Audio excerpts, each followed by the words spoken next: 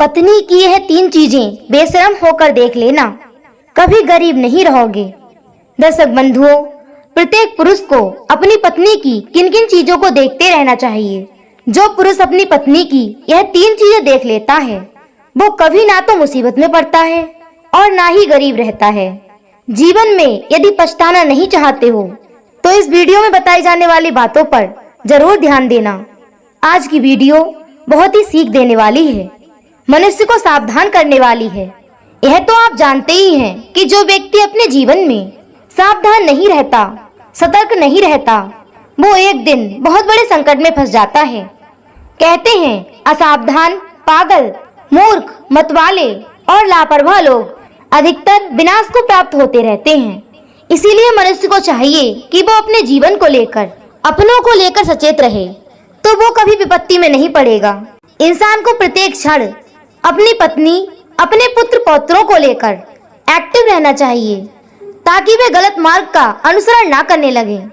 कहते हैं कि जो व्यक्ति एक बार गलत मार्ग पर निकल गया तो धीरे धीरे वो उसकी आदत बन जाती है, फिर उसे सही राह पर लाना बड़ा कठिन हो जाता है, या फिर बहुत देर हो चुकी होती है। जो व्यक्ति इस वीडियो को अंत तक सुन लेगा, उनका कभी बुरा नहीं होगा, ना उन्हें मित्र, पत्नी, पुत्र पौत्रों की ओर से कभी धोखा मिलेगा। और साथ ही साथ आप सबसे निवेदन है, जो दर्शक बंधु हमारे चैनल पर पहली बार आए हैं, वे चैनल को सब्सक्राइब अवश्य कर लें, बेल आइकन ऑन कर लें, जिससे आने वाली प्रत्येक वीडियो की नोटिफिकेशन सबसे पहले आपको प्राप्त हो और दर्शक बंधुओं आप उसका लाभ उठा सकें। तो आइए दर्शक बंधुओं, सुनते हैं आज की ये ज्ञानवर्धक कहानी। प्रिय दर्शक बंधुओं, पुराने समय की बात है। किसी राजा के राज्य में एक बड़ा सज्जन और ईमानदार सौदागर रहता था। वो अपने काम के सिलसिले में अक्सर बाहर जाता रहता था। उसके घर में एक उसकी पत्नी भी थी, जो देखने में बहुत सुंदर थी। सौदागर अपनी पत्नी को बहुत चाहता था। उनके दिन बड़े आनंद से बीत रहे थे। और कहते हैं दर्शक बंधुओं, जिस घर में पति और पत्नी के बीच कलह नहीं होती, वो घर स्वर्ग बन जाता है। सौदागर और उसकी पत्नी के बीच अटूट प्रेम को देखकर गांव के अन्य लोग उनसे जलते रहते थे। इस दुनिया का यह स्वभाव है, यदि आप अच्छा करोगे तो भी कुछ लोग आपके विरोधी होंगे, और बुरा करोगे तो भी। ईर्ष्यालु लोगों को किसी का अच्छा खाना, हंसना, बोलना अच्छा नहीं लगता है। वे किसी को भी अपने से अधिक तरक्की करते नहीं देख सकते। सौदागर और उसकी पत्नी के बीच प्रेम की चर्चा पूरे राज्य में होती थी। जब भी किसी के घर में कलह होती तो वे सौदागर और उसकी पत्नी के बीच के प्रेम की मिसाल दिया करते थे।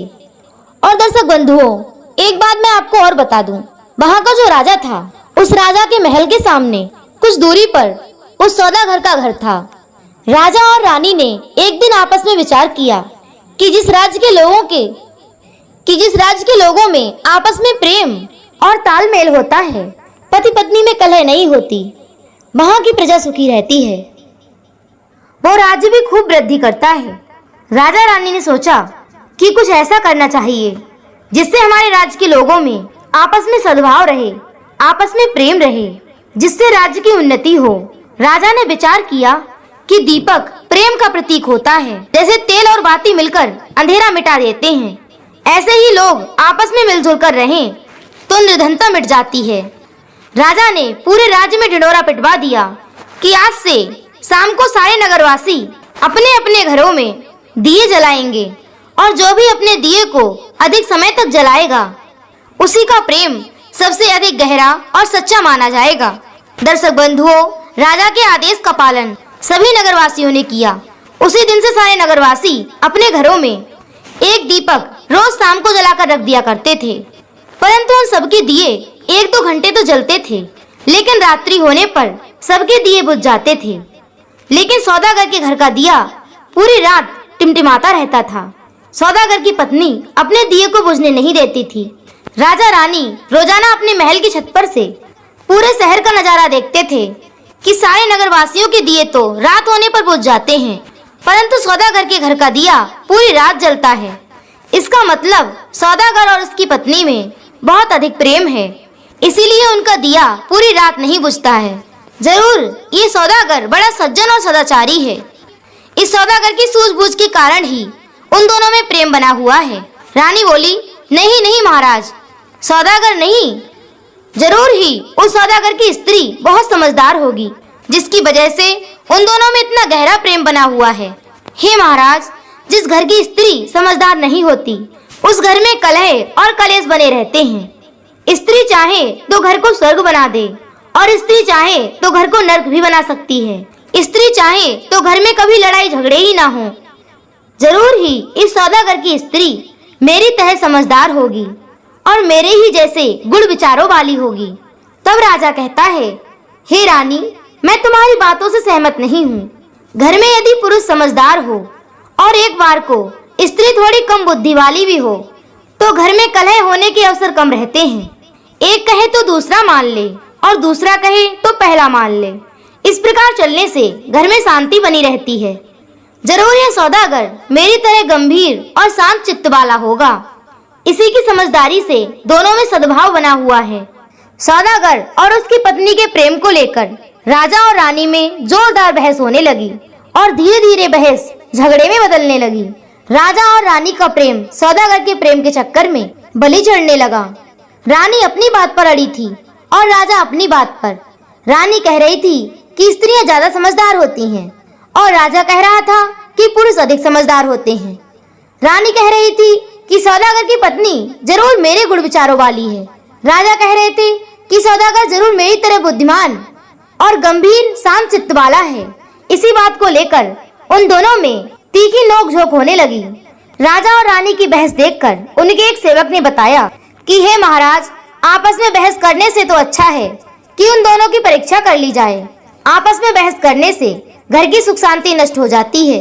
दर्शक बंधुओं, सेवक की बात राजा के समझ में आ गई। उसने तुरंत ही उसी सेवक से कहा कि तुम बात तो ठीक कहते हो। तुम एक काम करो, तुम सुबह सुबह उस सौदागर के पास जाना और उससे कहना कि हे सौदागर, राजा ने तुम्हें एक प्रस्ताव भेजा है। यदि तुम अपनी पत्नी को घर से निकाल दो तो राजा तुम्हें सोने चांदी हीरे मोतियों से माला माल कर देंगे, और यदि तुम अपनी स्त्री को जान से मार दो तो राजा तुम्हें आधा राज्य दे देंगे। प्रिय दर्शक बंधुओं, राजा के सेवक ने वही बात जाकर उस सौदागर से कह दी। राजा का संदेश सुनकर सौदागर को बड़ा गुस्सा आया। वह सौदागर तेज स्वर में कहने लगा, अरे राज सेवक, जाओ और जाकर अपने राजा से कह देना कि वे यदि मुझे पूरे राज्य का राजा भी बना दें तो भी सौदागर ये काम नहीं करेगा। इंसान की जान से अधिक मूल्यवान राजा का पूरा राज्य भी नहीं हो सकता। मैं अपनी पत्नी से बहुत प्रेम करता हूँ। ऐसे सैकड़ों राज्य मैं अपनी पत्नी के लिए न्यौछावर कर सकता हूँ। दर्शक बंधुओं, सौदागर का जवाब सुनकर राजा का सेवक राजा के पास लौट आया और सौदागर ने जो जो कहा था वो सब राजा को आकर सुना दिया। सौदागर का जवाब सुनकर राजा बड़ा प्रसन्न हुआ। उसने अपनी रानी से कहा कि देखा रानी, सौदागर कितना समझदार है। अपनी पत्नी के प्रेम के आगे उसने मेरे पूरे राज्य को ठुकरा दिया। इससे यह सिद्ध होता है कि सौदागर बहुत श्रेष्ठ और बुद्धिमान है। दर्शक बंधुओं, तब रानी कहती है, जरा ठहरिए महाराज, मैं भी उस सौदागर की स्त्री की परीक्षा लूंगी। इतना कहकर रानी ने एक दासी को बुलाया और उसे सिखा पढ़ाकर सौदागर की पत्नी के पास भेजा। रानी की दासी सौदागर के घर गई और उसने देखा कि सौदागर इस समय काम के लिए बाहर गया हुआ है। तो मौका पाकर वह दासी सौदागर की पत्नी के पास पहुंची और बोली, हे बहन, मुझे यहाँ राजा ने भेजा है। उन्होंने यह कहलवाया है कि यदि तुम अपने पति को जहर देकर मार दोगी तो राजा तुम्हें अपनी रानी के रूप में स्वीकार कर लेंगे, तुम्हें अपनी प्रियतमा बनाकर रखेंगे, रोजाना फूलों की सेज पर शयन कराएंगे, राजा तुम्हें अपनी पलकों पर बिठाकर रखेंगे, और हाँ, तुम आज रात अपने पति को मारकर अपने घर के ऊपर जलने वाले दिए को बुझा देना, तो राजा साहब समझ जाएंगे कि तुमने अपने पति को मार दिया है। दर्शक बंधुओं, दासी के द्वारा बताए गए प्रलोभन को सुनकर सौदागर की पत्नी अपने पति को मारने के लिए तैयार हो गई और कहने लगी, हे बहन, ये कौन सी बड़ी बात है। मुझे तो अपने पति से कभी प्रेम था ही नहीं। छत के ऊपर दिया तो मैं इसलिए जलाती थी ताकि सबको लगे कि मैं अपने पति से बहुत प्रेम करती हूँ। सच्चाई तो यह है कि मैं अपने पति से बिल्कुल भी प्रेम नहीं करती। मैं तो कब से इस घर से निकलना चाहती थी और आज ईश्वर ने मेरी वो भी इच्छा पूरी कर दी। दर्शक बंधुओं, सौदागर की पत्नी से इतनी बात कहकर वह दासी लौटकर रानी के पास चली आई और रानी को सारी बात बता दी। ये सुनकर रानी को बहुत बुरा लगा। उस समय रानी का चेहरा देखने लायक था।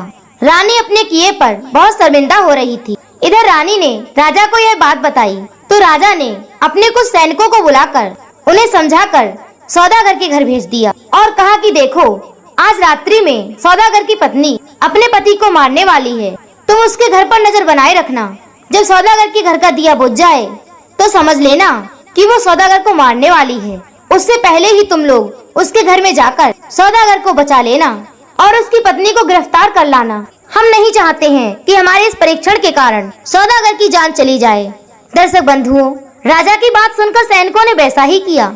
वे राजा के बताए अनुसार सौदागर के घर के पास जाकर पहरा देने लगे।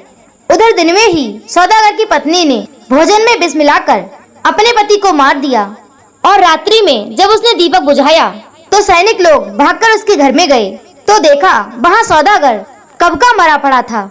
सैनिकों ने यह खबर राजा को दी। राजा दौड़ा दौड़ा आया। सौदागर की पत्नी ने सोचा, जरूर राजा साहब मुझे बुलाने आए होंगे। राजा ने देखा तो सौदागर मरा पड़ा था। राजा ने पूछा कि तुम तो अपने पति को रात में मारने वाली थी, लेकिन तुमने तो इसे दिन में ही मार डाला। सौदागर की पत्नी ने जवाब दिया, महाराज, शुभ काम में देरी नहीं करनी चाहिए। मुझे तो इन्हें मारना ही था, सो मैंने इन्हें दिन में ही मार दिया और रात्रि होने पर दीपक बुझा दिया। सौदागर की पत्नी की बात सुनकर राजा को बहुत गुस्सा आया और अपने किए पर पश्चाताप भी हुआ। राजा ने सौदागर की स्त्री को बंदी बनाकर जेल में डलवा दिया और राजा लौटकर अपनी रानी के पास जाता है और कहता है, हे प्रिय, तुम तो कह रही थी कि सौदागर की स्त्री मेरे गुण विचारों वाली है, क्या तुम्हारे अंदर यही गुण तो नहीं? दर्शक बंधुओं, राजा की बात सुनकर रानी एकदम से हाथ जोड़कर कहने लगी, हे महाराज, मुझे क्षमा करना, मैं नहीं जानती थी कि कुछ स्त्रियां ऐसी भी होती हैं। दर्शक बंधुओं, कहानी का तात्पर्य यह है कि किसी पर आंखें बंद करके विश्वास नहीं करना चाहिए, चाहे वो आपकी पत्नी हो या पति। पुरुष को इन 3 बातों का हमेशा ध्यान रखना चाहिए। जो स्त्री पति के सुख दुख में साथ ना दे, उससे दूर ही रहे, तो वो स्त्री पति से बिल्कुल भी प्रेम नहीं करती। पति को चाहिए कि वो अपनी पत्नी की इन बातों पर दृष्टि बनाए रखे, तो वह कभी मुसीबत में नहीं फंसेगा। पहली बात, उसकी स्त्री दूसरों के घर में बैठने तो नहीं जाती है, क्योंकि अक्सर कुछ महिलाएं दूसरी स्त्रियों के साथ मिलकर जो गुफ्तगू करते हैं, उसमें कुछ बातें अपने घर परिवार की पर्सनल बातें शेयर कर देती हैं, अपने घर की गोपनीय बातें दूसरी स्त्रियों को बता देती हैं, जिससे अपनी कमजोरी को दूसरे लोग बड़ी आसानी से जान लेते हैं और वे हमें नुकसान पहुंचाने का काम करते हैं। इस बात को पुरुषों को जरूर देखना चाहिए। दूसरी बात, स्त्री को अधिक समय के लिए अकेला ना छोड़ें या पुरुषों के बीच अकेली स्त्री को लंबे समय तक ना रहने दें। यदि ऐसा करना पड़े तो गुप्त रूप से उस पर नजर बनाए रखें। ऐसा करने से स्त्री दुष्ट पुरुषों के चंगुल में नहीं आएगी। नंबर 3, स्त्री की गतिविधि पर हर समय नजर बनाए रखें कि आपके ना होने पर वो अकेली कहाँ जाती है, क्या करती है। स्त्री यदि भटकती है, इस बात का जिम्मेदार भी पुरुष ही होता है कि वो अपने घर की किसी मूल्यवान वस्तु पर या व्यक्ति पर इतना लापरवाह कैसे हो गया। उसकी देखरेख, उसकी सुरक्षा की जिम्मेदारी आपकी ही थी, आपने उसे क्यों नहीं देखा। प्रिय दर्शक बंधुओं, इन 3 बातों पर जो नजर रखता है वो कभी निराश नहीं होता, उसे कभी पछताना नहीं पड़ता। प्रिय दर्शक बंधुओं, यह थी हमारी आज की कहानी। यदि आपको कहानी अच्छी लगी हो तो वीडियो को लाइक करना, कमेंट करना और अधिक से अधिक लोगों तक शेयर अवश्य कर देना। फिर मिलेंगे इसी तरह की एक ज्ञानवर्धक कहानी के साथ। इसी के साथ दर्शक बंधुओं, राधे राधे, जय श्री कृष्णा।